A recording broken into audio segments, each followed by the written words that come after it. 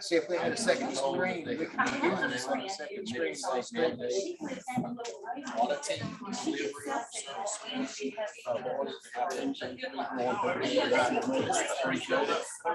not going anywhere near like next month. Two screens, so all this stuff we see going on, it's actually going on different screens. You wouldn't know you boys been removed, and that's what we like. Glad you like it. That's like our free ticket. He says, I don't know if y'all ever see this or not, but our Sam Land never gets recognized. And he said, that's a good thing.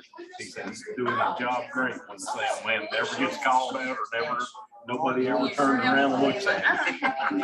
Yeah, that's what my guy says too. As long as nobody looks at me, I'm all right. It was really, it was there when CPC called it too, because the problem has been there a long time, and it's just increasingly not work. This thing.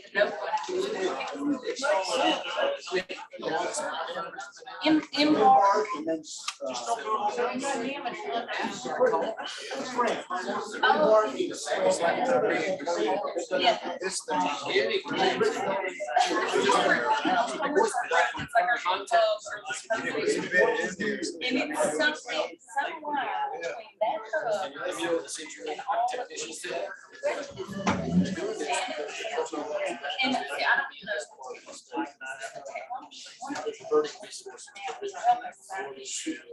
and all the people. And I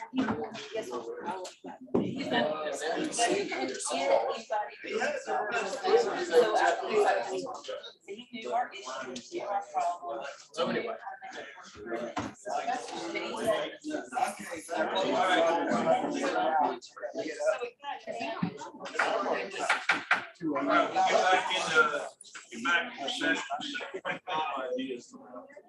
We're back live there, recording wise, Mr. Smith. Okay. All right, next item on the agenda is Ms. Mary Thomas, Regional Library Director. Welcome. Thank you. I am seeking Grayson County's help with the Freeze Public Library. We are needing a way of heating and cooling that library that maintains a comfortable temperature all year long. I've discussed this issue with the mayor, Richard Farmer, and his suggestion was that we install a split unit HVAC into the Freeze library. I have a quote for that amount, which is $6,900. And as I'm understanding it, the town of Freeze does not have the funds to proceed with this project. The immediate problem is with Freeze is maintaining a comfortable temperature during the summer and the winter. So it doesn't matter what time of the year. We have a problem in the summer if it gets too hot. We have two window air units in there that are running right now 24/7, set at 68 degrees to maintain minimally a 75-degree temperature. When my employee comes in, the temperature is around 72, which is quite comfortable. By 11:30, 12 o'clock, she's telling me it's already at 74, and the temperature will hit up to about 75. The air conditioners can maintain the 75-degree temperature. The problem is that gets a little hot for the staff to work. It gets hot for the clientele that we have coming in. In the wintertime, right now it's being done by forced electric heat air. And one of the forced air units on the wall is beyond repair. When it turns on, the racket for a minute to 2 minutes, sometimes 3, is so loud it stops all conversation in the library. When it turns off, we get the same racket. I've been told by the town that that unit is non-repairable. We've turned that heat all the way down so it rarely comes on. The consequence of that is the library itself is very difficult to maintain even a 68-degree temperature during the cold, coldest part of the winter. So what we are looking for is a solution to something that is comfortable year-round. We have had someone who donated a small electrical heater for the staff person to have at their desk. Unfortunately, that little unit is not enough to really maintain a good temperature in that building, in that room, for a long enough time while the person is there. So what I'm hoping for is that you all see your way to helping us put in that split unit HVAC in the Freeze Library, which is located in the Freeze Community Center. Do you have any questions?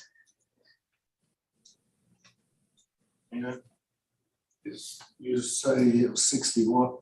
In the winter time? No, the cost that you're asking, $6,900. That's the quote I have. is that, was that put out to more people than one, or, you know? When I was talking to the mayor, he recommended this person. Apparently this is someone they have done business with. So that is the person I went to get their quote with. Was it Shoot Electric? Was it Shoot or was it somebody else? You know? Virginia, it's Virginia, North Carolina, Yeah, Virginia, Carolina. Virginia, Carolina Heating and Cooling. So I went with who, because we don't own the building, and that really is, so I went with who the mayor recommended at that point. I think we've got to have more than one quote. Yeah. For anything that we do, I would assume that would apply to anything. Well, here's so I'm on the library board, and I know Mr. Hash is on a working group with the town on issues, helping to work issues between the county and the town. But the library is kind of a tenant of the community center, and there's, correct me if I'm wrong, I don't think we have any sort of an agreement with them. We do not. Yeah, so the town kind of, instead of giving direct compensation to the library like Independence does, they do kind of in kind, right? They say, we'll maintain the building and you all can have the library. They maintain the building, they pay for the electricity. Right. The only cost to the with Grayson Regional Library is the cost of actually operating the library, the staff, the books, the materials, and we pay for our internet and telephone service. And the town and community service, the community center board takes care of everything else. So technically, this bill isn't really ours, because the owner of the building is supposed to maintain that sort of system. But the issue is town is the freeze, is, strapped for cash like any of these little towns are. And so Mary's working with them, but what I wonder, and I'll kick it over to Mike, if this issue could move into that working group you have with freeze and talk it over and see if there's a solution. And while at the same time, we maybe kick it out for 3 bids as Supervisor Ivy recommended. But get it into the working group with freeze and the county to see if that's the right solution, what other options there might be. What do you think, Mike? Yeah, that sounds good to me. I'd be more than happy to bring it up. We met last week and have been working on some of the issues like with the water plan and the flooding issue at the school, which is a county asset. And so this wouldn't be a problem to add to some of the items of work on. There could potentially be some grant funding. Deb Jones has been working also with this group. I'll see if that's possible, but yes, I'll be more than happy to do that. It may be, something that we could fund through ARPA or something like that, but I think it needs to be racked and stacked against other stuff that we're talking about. I've been on the library board now, I think 6 years, and I think the better solution long-term for the library freeze, because think we need to keep a library in Coolidge, but I don't know that the community center is the best long-term solution. It's been there a long time. But there may be a longer-term solution that we need to consider too, and that would be something to talk to the town about options there too, Mike. Do we need I mean, she's asking for money, but I think we've got do you need a motion for us to do that, or are you okay with what the consensus appears to be to move it over to the, you okay with that? Okay, you good with that, Mike? I'm good with that. Okay. Thank you very much. Yeah, thanks for bringing it up. Appreciate it. Thank you. Okay, I think that ends all our reports, presentations, requests. I don't see any old business. We'll move on to new business. First thing is deeded gift of easement with Grayson Regional Library. Yes, Mr. Chairman,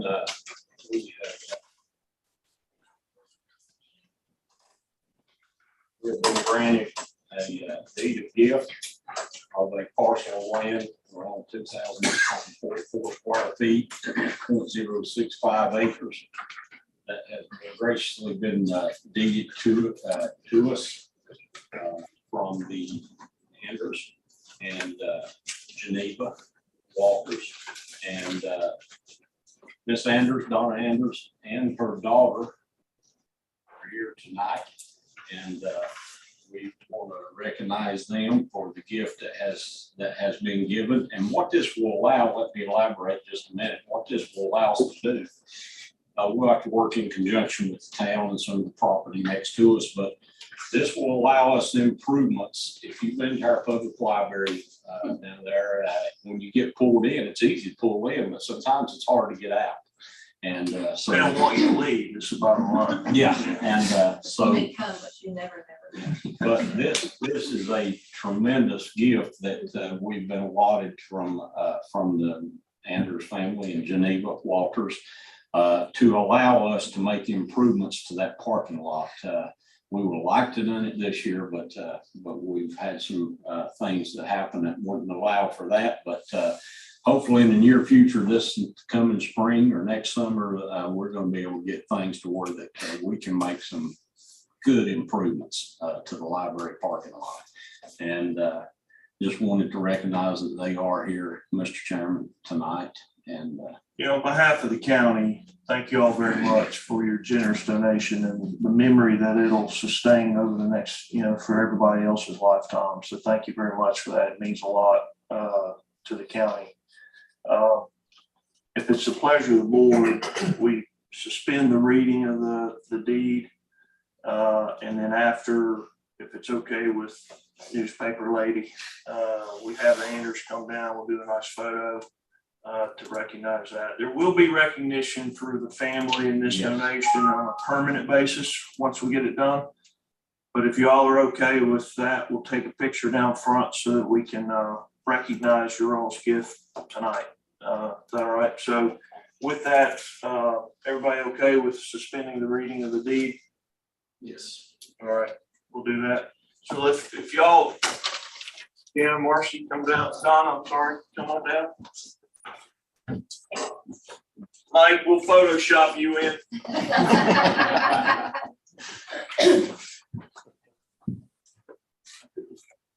Put y'all center stage. I'm a bookend. That's what I do. That's why I'm on the library board. Mitch?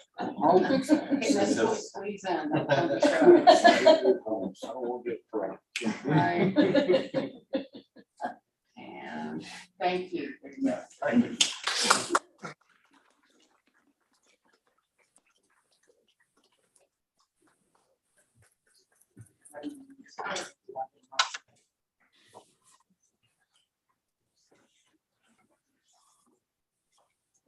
I guess we need to vote on this, right? So I'll entertain a motion. And do we need a roll call vote on that? Okay. So entertain a motion to accept the deed of gift. All right, I have a first and a second, or a motion and a second. Any other discussion? Mr. Patterson? No. Okay, we'll do a roll call vote. Mr. Hash, we'll start with you. Aye. And I'm also aye. Thank you again. Yes, thank you. All right, moving on, proclamation, National Preparedness Month. Yes, Mr. Chairman, this is something that we do every September, and also I might add, before the proclamation, our board that we can set out in the town or whatever, every weekend during September, that's going to have a different message for National Preparedness Month.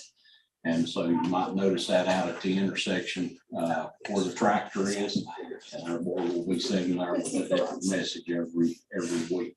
But this is National Preparedness Month, and we have a proclamation recognizing that. Yes, sir.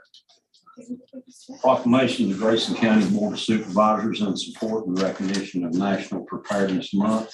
Whereas National Preparedness Month creates an important opportunity for every resident of Grayson County to prepare their homes, businesses, and communities for any type of emergency, including natural disaster and potential terrorist attacks, and whereas investing in preparing ourselves, our families, businesses, and communities can reduce fatalities and economic devastation in our community and in our nation. And whereas the Federal Emergency Management Agency's READY campaign, the Ready Virginia Outreach Program, sponsored by the Virginia Department of Emergency Management and other federal, state, local, tribal, and territorial and private and volunteer agencies are working to increase public activities in preparing for emergencies and to educate individuals on how to take action. And whereas emergency preparedness is the responsibility of every citizen of Grayson County, and all citizens are urged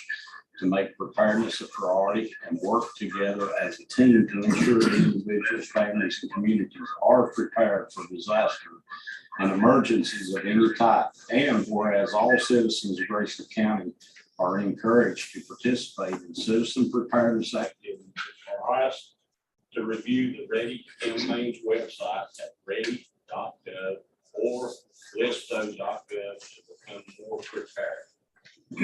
Now therefore be it resolved.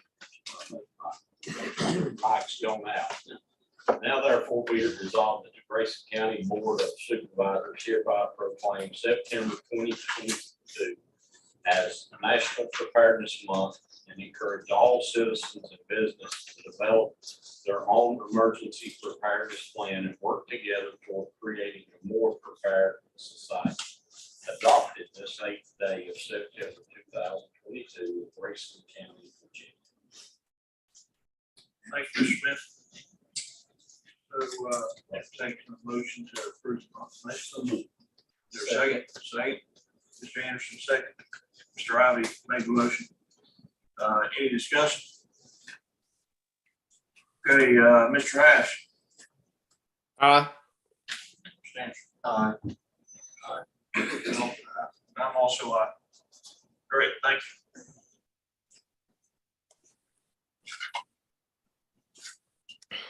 All right, surplus. Yes, sir. Mr. Chairman, this is just an old vehicle, public works. When they get done with them, they are approved. And this is a 1992 International long motor, never worked. And the VIN number ending in 6551, we'll just ask them to put that on the surplus. So move. Motion and second. Any further discussion? All in favor, say aye. Aye. Aye. Okay, board appointments. Okay, board appointment, we have Dan Boyer, whose term expires 9/17/22, and he does wish to continue to serve. It's a pleasure. To the other one, New River Valley Regional Jail, where Mr. Shepley resigned. I was the alternate. They're asking me to become the primary since his retirement. And then also to appoint an alternate, which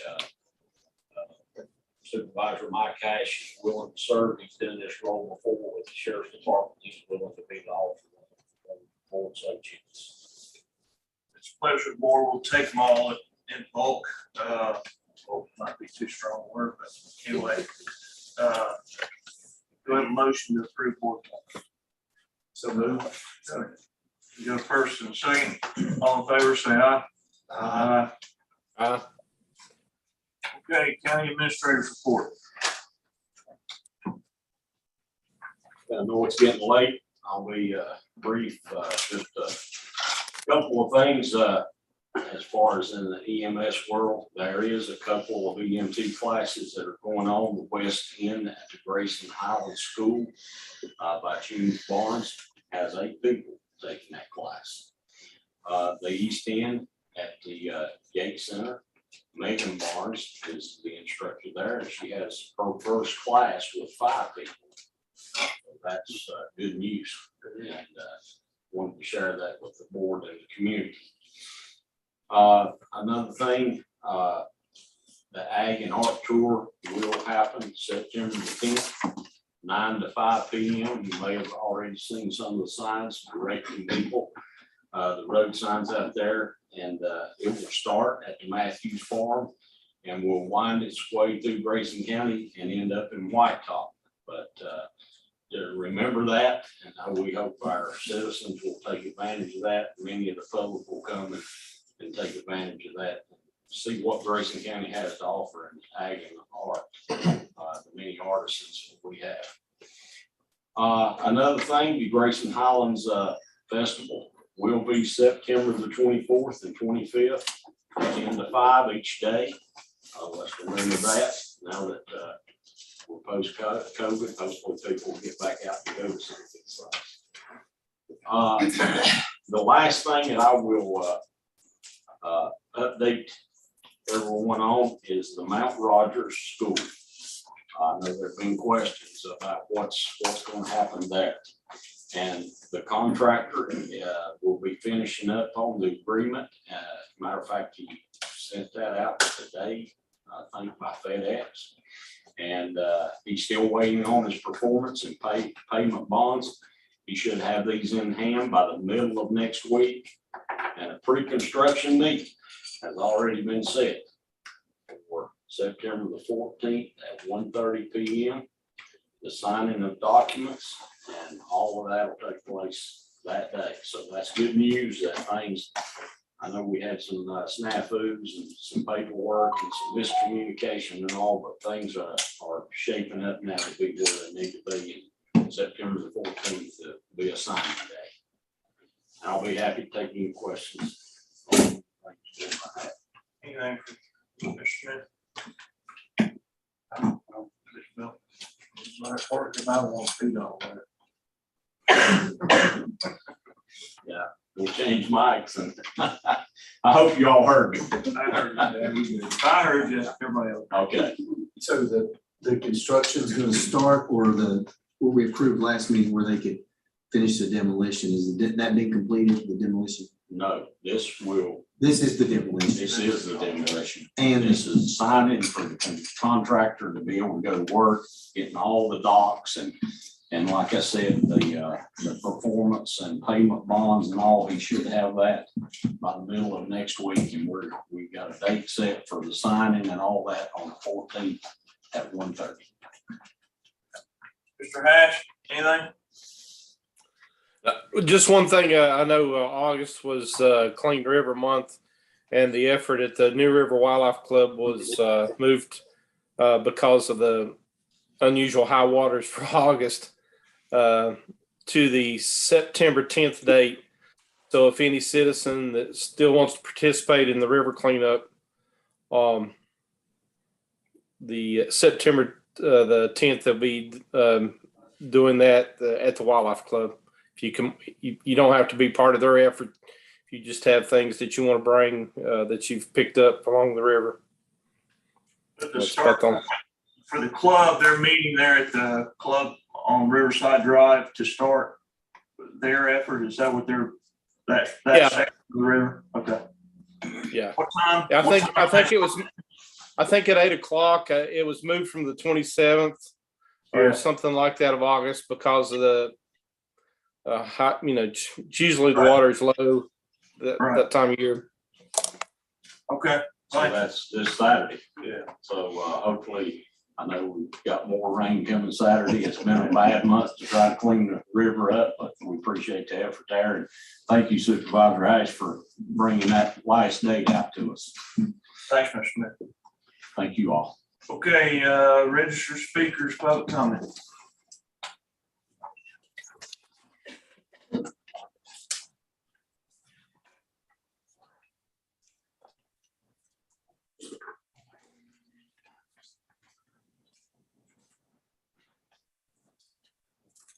Okay, just a reminder, we got 3 minutes public comment. First one up is Tracy Cummins. Please just, if you could go up there. Yeah. I took 6 minutes last week, so I'll just take one thing. I did make a list of, these are the residents on Powder Mill Road.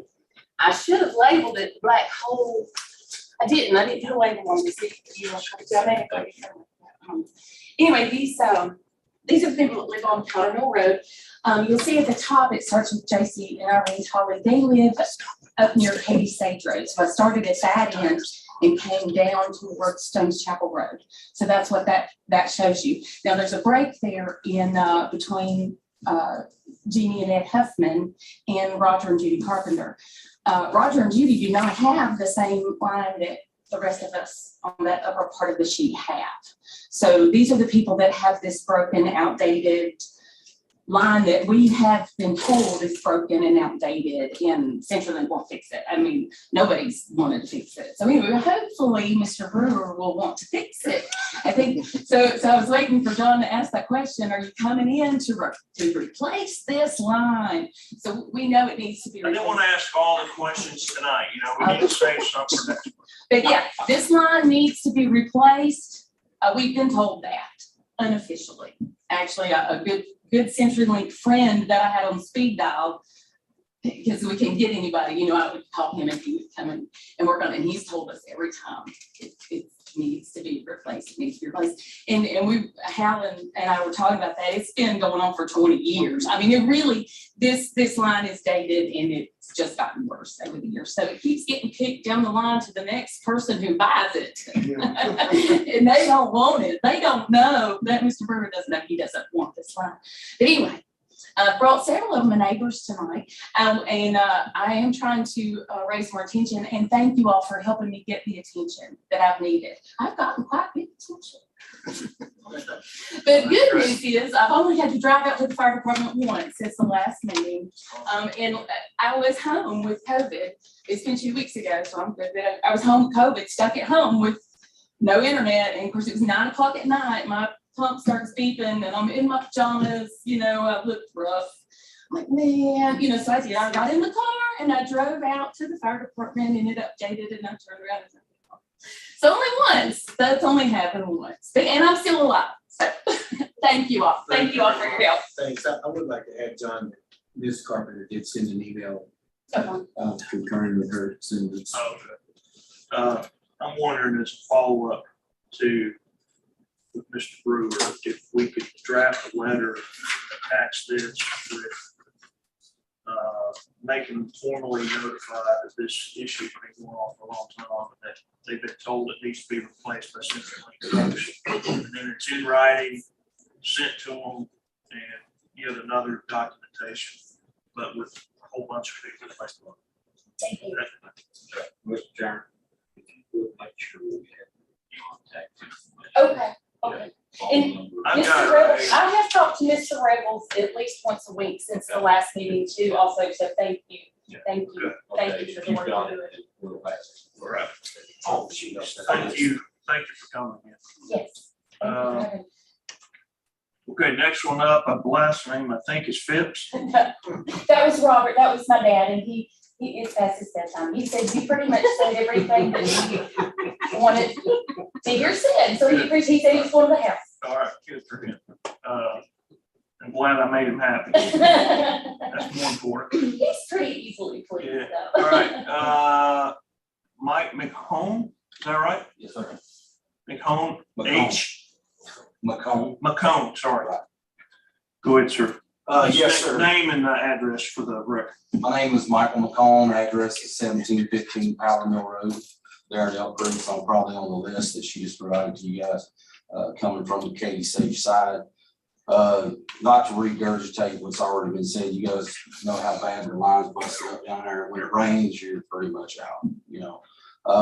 But in addition, I'm also one of the folks on that list that I'm 100% disabled retired vet that's got one of the breathing machines. If they can, you know, if they could actually get through to read the chips and stuff on that, it would eliminate me from having to hand carry it down to the VA station for them to do that. But I just wanted to step up and say, hey, I am one of the citizens there that's also unhappy with the service. And then also, I don't know a whole lot about it, but I know Gigabeam was coming in through that area with fiber optics. And that was supposed to be all the way down in and around through that area. I mean, it was made for the people that live in rural areas is what I was understanding. And my wife, Desiree's here with me, she checked in and it was back in January when they were doing it. And they said, based on where we were living, that we should have service around April timeframe. And I know this stuff gets kicked down the road, but now it's pretty much been eliminated. They're saying now that 6 months to a year down the road, we may qualify for some type of Wi-Fi, you know, that may work to make it better. But anyway, that's the concern I'm bringing, and didn't know if you had any input on that at all, where it's going, or if it's something you guys could push up for us and maybe make that happen. Will do. Cool. That's all I have. Thanks, Mike. Thank you. Thanks for your service, Mike. Yeah, thank you. Jeannie Hatch. Oh, yes. Like a bad check, I just keep coming back. Well, that's right. Happy Can I say something about CenturyLink before I discuss? Bring it on, bring it on. I won't use the S word. But I just found this out in the last week or so. Every time my power goes out in the last 12 months, then my phone goes out within about 2 hours. And what I have learned from my neighbors who've always out chatting it up with the APCO people, that the batteries in these big phone boxes are out of date and they can't hold power. So after about 2 hours of no power, then you have no phone. So that's, you can put that on your list of complaints. Because in the past, if you have no power, at least you have your phone, if nothing else. Now I don't even have that. And the phone box is on my property. But that's what's going on because the batteries are out of date and they just can't hold a charge. So anyway, I hope somebody else has something to say. Anyway, I'm here because I'm extremely upset and disappointed over my road. I had a great conversation with Mr. Ivy. I appreciate everyone who had my back, and so I was just really disappointed when I got this letter from Ms. Black saying that there was concerned citizens. You know, I'm a concerned citizen. And when you have a road 10 feet from your house, that's very concerning.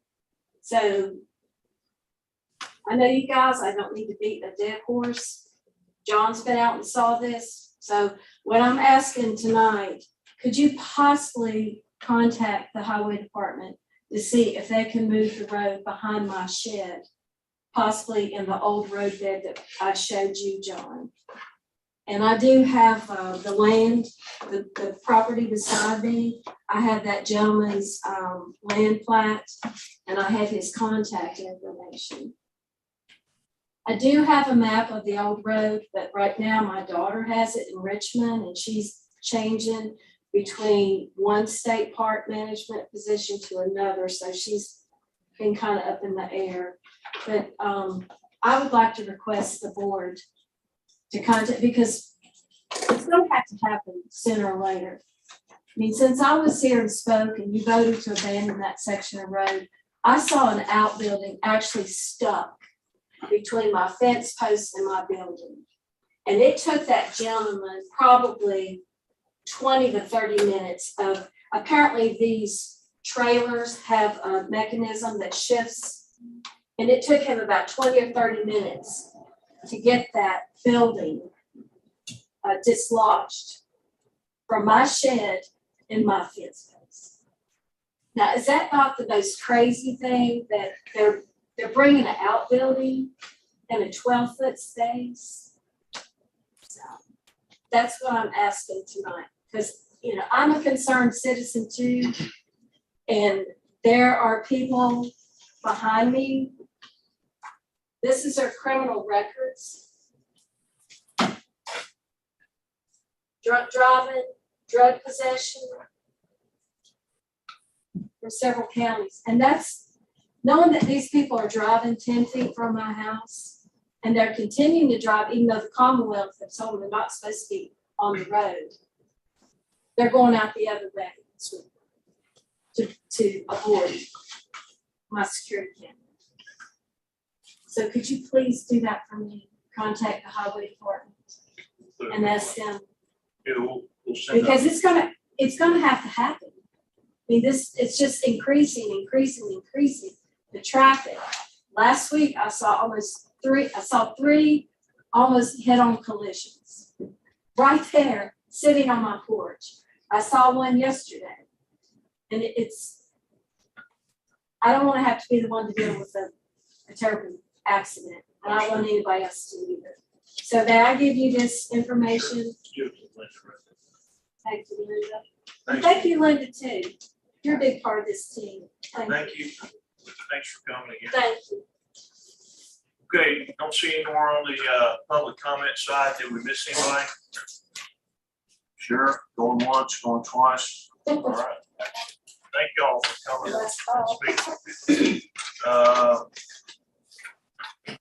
Given that, no one's talked to me about Board of Supervisor time, so I think we're okay there.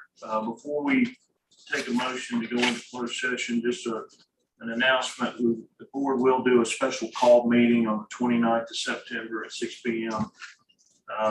For personnel. And that's, just need to get that out there. That's a closed meeting as part of the hiring process for the new county commissioner. Okay, with that, take a motion to enter into closed session to pursuant to, wait for it. Before you do that, I want to thank Linda, you guys, for this. Yeah. Very handy, and I appreciate your all's efforts. I hope the other guys like it too. Thanks. Forgot to say that. All right. I'll make a motion that we go into closed. I gotta do my part, man. I gotta read pursuant to 2.2-3711A7 for consultation and briefings by legal counsel, consultants, or staff members pertaining to actual or probable litigation or other legal matters. Having received a motion and a second, all in favor say aye. We're in closed session. Thank you, everybody. It's good to see this.